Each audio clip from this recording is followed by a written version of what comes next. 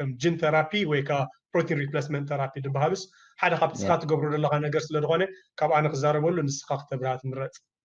Okay, thank you so much, Lina Hoy. So to come مجمرة خنجمر أبكلت شحن عصرت سلست عصرت حدا اليوم جميرو ما كريسبر زبهال سيستم ترخيبه جتها كريسبر دحر أنا ويحة كقلت أقل ملا جيزخت بالعلنا أجن انتايو مجمرة أبزخت قلت أنا حكاية تمركز مخنياتو مجمرة فيروس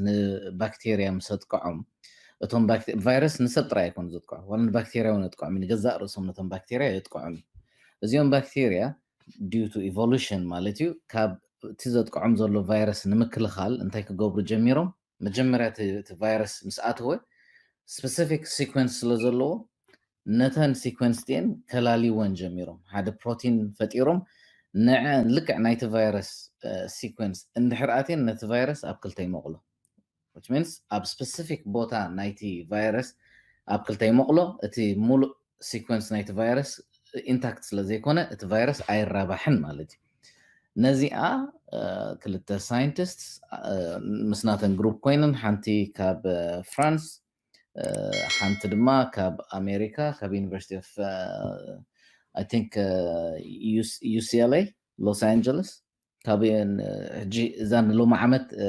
ኖበል ፕራይስ ንሰኔን ወሲዶኖ ናይ ክሪስፐር ማለት እዩ ነዛ ኣላሊኖ ጥራይ ዘይኮነስ ካብቲ ባክቴሪያ ንዑ ዝሰርሖ ስታፊሎኮከስ ኦረስ ዝበሃል ኣውፅአን ኣብ ናይ ወዲ ሰብ ንእሽተይ ሞዲፊኬሽን ገይሮም ማለት እዩ ኣብ ናይ ወዲ ሰብ ከም ዝሰርሕ ገይሮም ሶ እንታይ ኢና ንገብር ሕጂ ነቲ ብኦም ጀነሬትድ ዝኾነ ምስቲ ሲኮንስ ስለዝፈለጥናዮ እንደና ኣብ ወዲ ሰብ ኣትዩ ከመይ ክሰርሕ ከም ዝኽእል ስለዝፈለጥናዮ ናብ ሰባት ከነስርሖ ጀሚርና ማለት እዩ እንታይ እቲ ፍሉይ ነገር ዝገብሮ ናይ ክሪስፐር specificity بتعم specific randomly አይቆርጽን ወይ randomly ኸይዱ bind አይገብርኒ guide RNA ዝብሃል ኣሎ which means ዝመርሖ RNA ዝብሃል ክፋል ኣሎ ምስቲ ፕሮቲን ዝለገበ ማለት እዩ እዚ ኸ ኣብ ናይ ወዲ ሰብ ወህዮ ብዙሕ ዝረአ ነገር ኣይኮነን ኣብ ቫይረስስ ይኾሙ ኣብ ባክቴሪያ ይኾሙ ስለዚ ነታ guide specifically design ምስ ገበርናዮ ኣብታ ዝደለናዮ ቦታ ናይቲ DNA ኣትያ ነቲ ዝደለናዮ ጂን ኣብ ክልተ ተቆርጾ ክሪስፐር እዚኣ ስርሓ ምቁራጽ ጥራይ ንሕን ድሕሪኡ ግን እንታይ ንገብር ንሕና ነቲ ሪፔር ሜካኒዝም ሪፔር ነቲ ዝተቆርጸ ክዕርዮ ከሎ ተዋህዮ ዘድልዮ ነገራት ስለ ዘለዎ ንዕኡ ኸ ንቅርበሉ ንሕና ልክዕ ከምዚኣ ማለት እዩ ነቲ ምስ ተቆርጸ ሪፔር ክገብሮ እንከሎ ዘድልዮ ነገር ከዓ ንቅርበሉ ንሕና እቲ ንቅርበሉ ኣይና እዩ እቲ ከኣቱ ደሊናዮ ዘለና ኮሬክሽን ምትዕርራይ ማለት እዩ ንቅርበሉ እንደን እቶም ዋህያታት ነቲ ዝቐረብናሎም ዳታ ተጠቒሞም ኮሬክት ይገብርዎ ሓደ ጂን ኤዲቲንግ ቀደም it used to take 6-7 ወርሒ ሕጂ one gene editing ንዓና ብስራሕና ክንገብራ ናይ 6 ሰዓት ጉዳያ within 6 hours we can do all the experiments and then maybe 48 hours ጸኒሕና we can do antibiotic selection ገለመለ within 4-5 days gene corrected ዝኾኑ cells ንገብር ማለት እዩ so እቲ ዕላማ እንታይ እዩ ሕጂ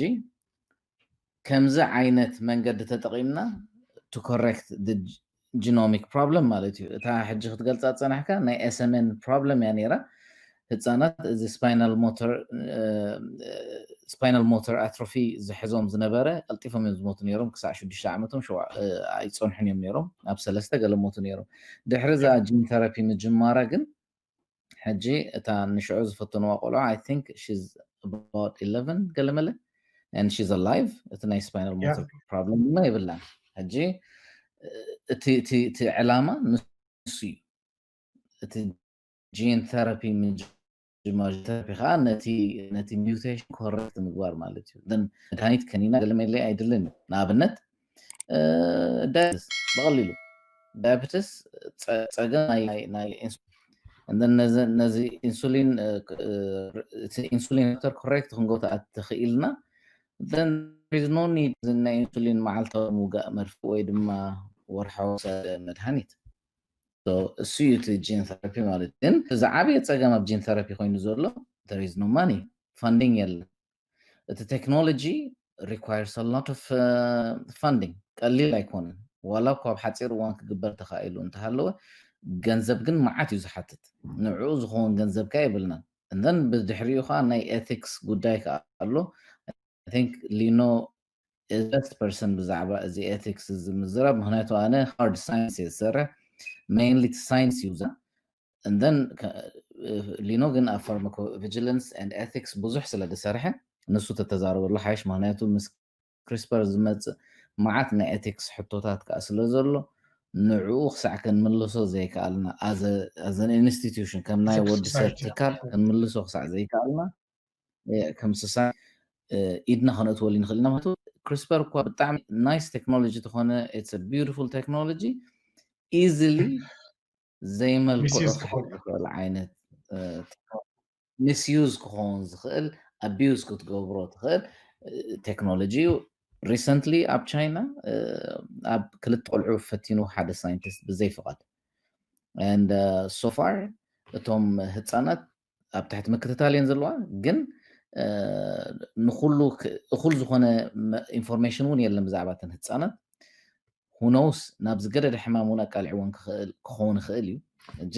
ቀልጢፍካ ማኒፕሌት ክኸውን ዝኽእል ወይ ዘይመኣዝኑ ክሕዝ ዝኽእል ዓይነት ቴክኖሎጂ ከዓ እዩ ተነቃፊ እዩ እሱ ከዓ ኣሎ ፀገም